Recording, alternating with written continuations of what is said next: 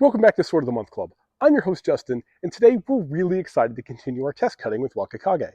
Who is Wakakage? I'm really glad that you asked.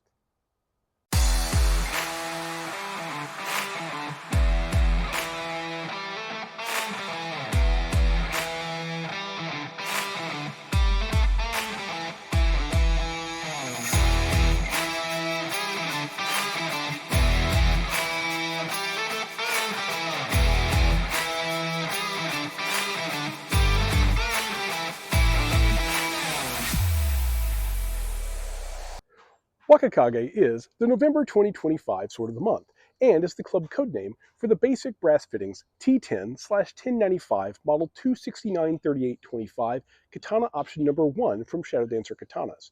It was graciously provided to us for our review. And if you haven't seen last week's video featuring our first cuts or the unboxing video, there are links in the description. Before we get into this week's cutting footage, let's talk about how Wakakage performed during our first week of cutting. Everything is still locked in tight with no rattle, which is always a good sign. Now, last week we didn't get into anything fancy, just water bottles, but it's worth noting a few things that we observed after our first week of use. The first thing I'd like to point out is that the extreme tightness in the saya has diminished to a much more manageable level. This is exactly what I suspected would happen given a bit of time and use. This is much more in line with my expectation for a katana.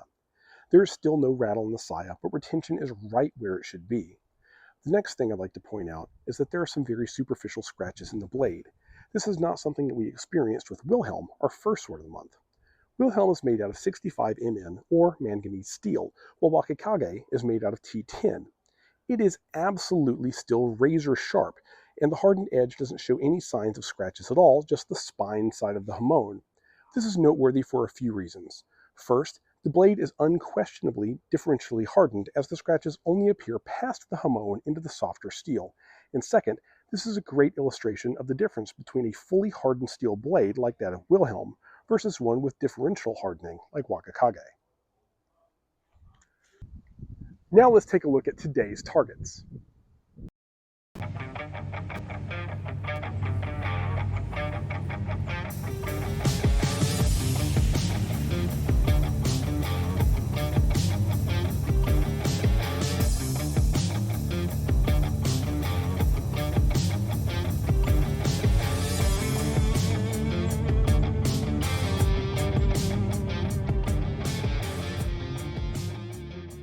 Today we have a few more water bottles, but we've added some fun seasonal flair as well with some apples, and to cap it all off, we've got a large pumpkin that's been teasing us all week.